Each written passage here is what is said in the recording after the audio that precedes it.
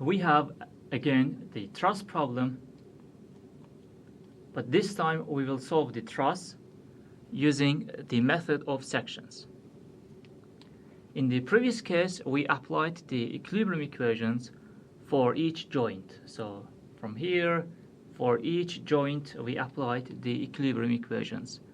But now we will have the sections that we will cut the truss into two sections, and then we will apply the equilibrium equation for each section. So I will have one section here, I will have another section here, I will apply the equilibrium for this section and then for the next section. Okay, so let's start. We have a truss with a pin at A. So it means that we will have a reaction force in Y direction and reaction force in X direction. And the directions are assumed. We have the point D with a roller. So this point D has a y-axis. We have the applied load, which is 600 newtons, and applied load, which is 1200 newtons. The length of GE, and then AB, then BC, and CD, they are equal to 4 meters. So 4, 4, and 4, and 4. And then EC and then GB are 3 meters. So we have EC and then GB are 3 meters.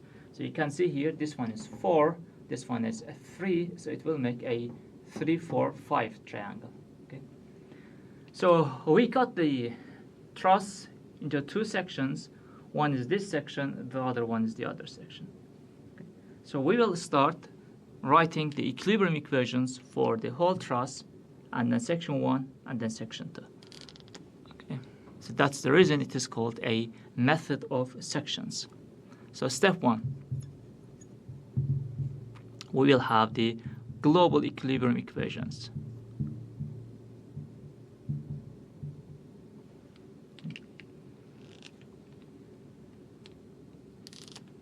So first, the forces in X direction are 0. So I will take this way as positive. So I have AX, which is positive. I have 600 newtons, which is positive. Okay, so from here it follows that AX is negative 600 newton. So it means that AX should be this way, to the left.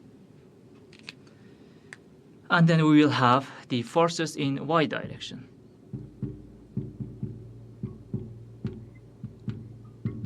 Again, up is positive.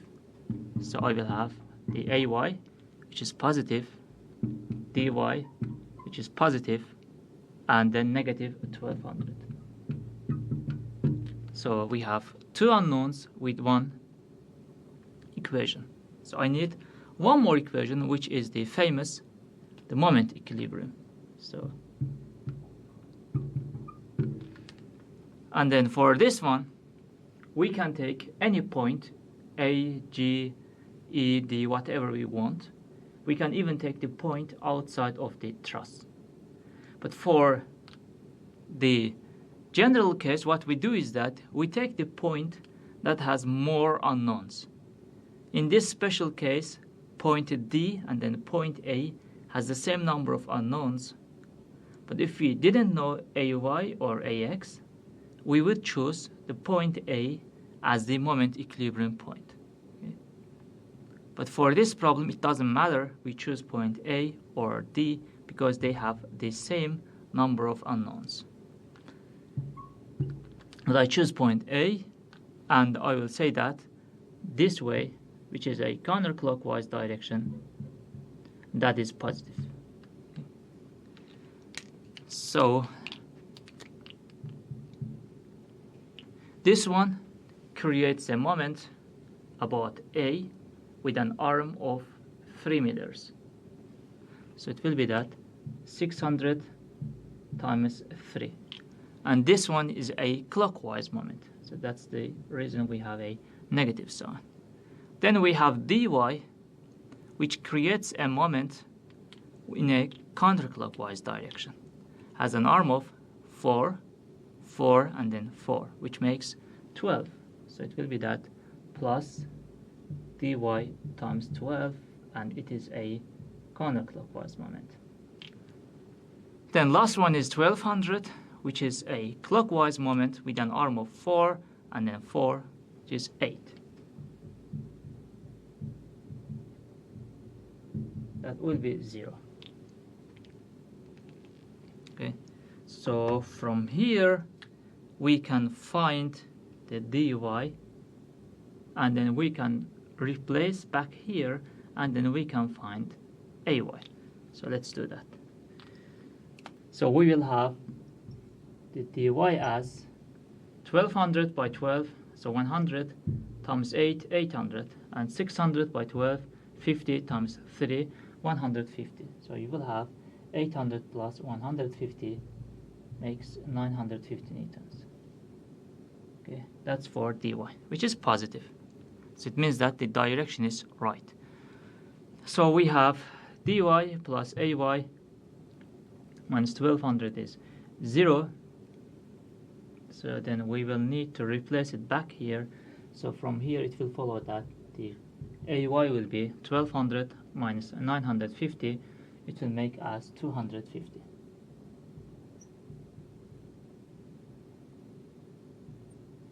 So we have ax, we have dy, and then we have the ay values. Next is we will do the same process for section 1 and same process for section 2, and then we will find the unknowns. We have found that ax is negative 600 newtons, so it should be that way instead of this way. So let me correct it.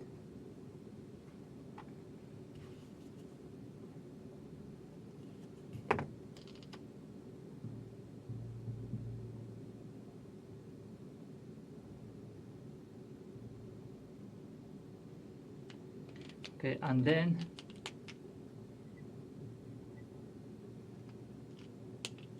we have, so I cannot make it as positive since I corrected the direction here. Ay is 250, which is positive, and dy is 950, which is positive and correct. So I will add them here. So I will have the ax, I will have the ay, and then here we will have the dy. Okay. And since we have cut the truss into two sections, so it means that by the Newton's third law, this one will apply a force on this one, and that one will apply equal and opposite force on this one. Similarly for this member and then for that member. The reason for equal and opposite forces is that the member itself should be in equilibrium. Okay, so when you cut it, again it should be in equilibrium. That's the reason that we will have the equal and opposite forces. So I will add the force here, which will be FC for this section, and for this section it will be again the FCE. Okay. They are equal and opposite forces, okay, so that the whole member is in equilibrium. Similarly here, so we will have F, so this will be G, FGC, and this one will be again FGC, and then we will have FBC, again FBC.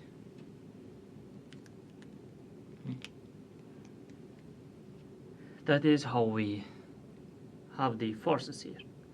The next is that we have to find the unknown forces. Okay. First, I will use the first section here, and I will use the second section. So step 2, so we will say that local equilibrium.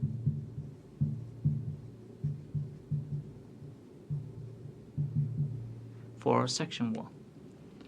For section 1, so you can write, so you can go, I would say that method 1,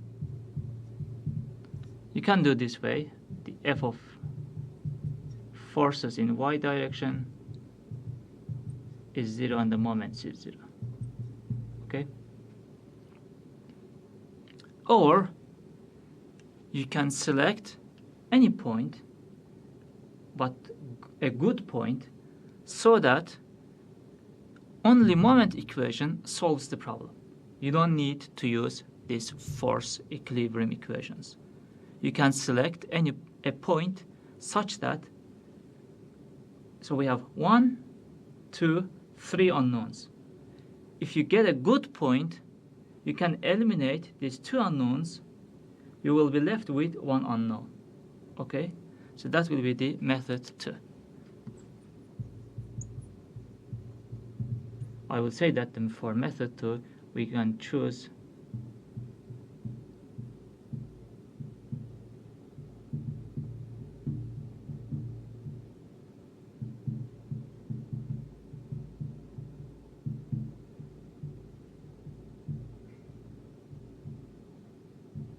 so we have 3 unknowns.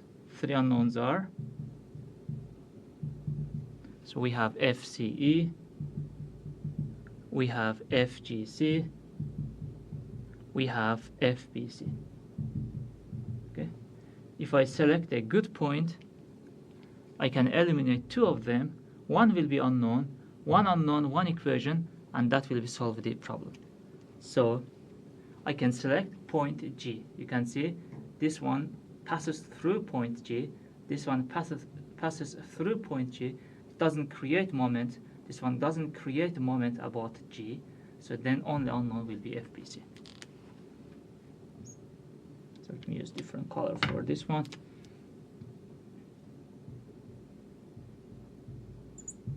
Okay. So as said,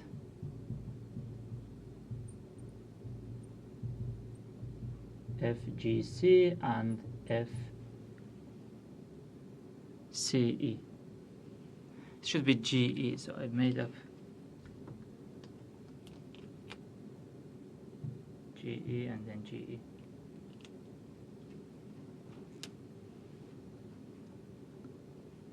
FGE.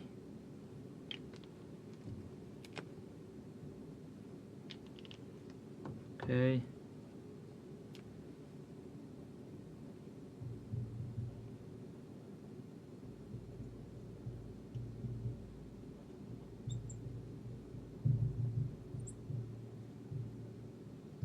Okay, so these 2 forces, they don't create a moment. Okay, similarly here. Similarly here. So we will only have FBC. So if I write the moments about point G, we will have FBG with an arm of 3 meters. Okay, so it will be that.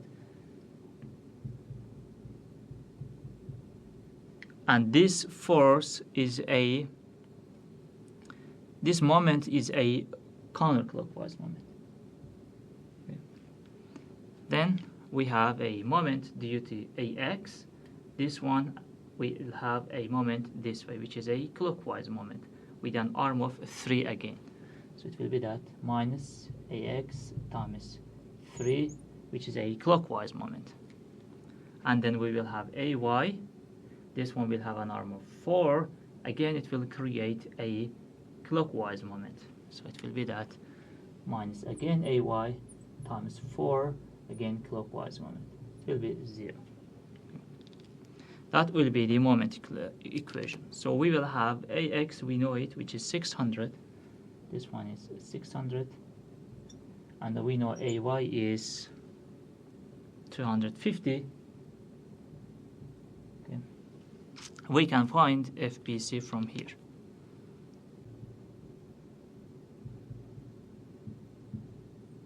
Okay, it follows that FBC is 933 newtons. Okay, that is for the FBC force. So for section 1, we have found the unknown force, which is FBC. So I will add it here.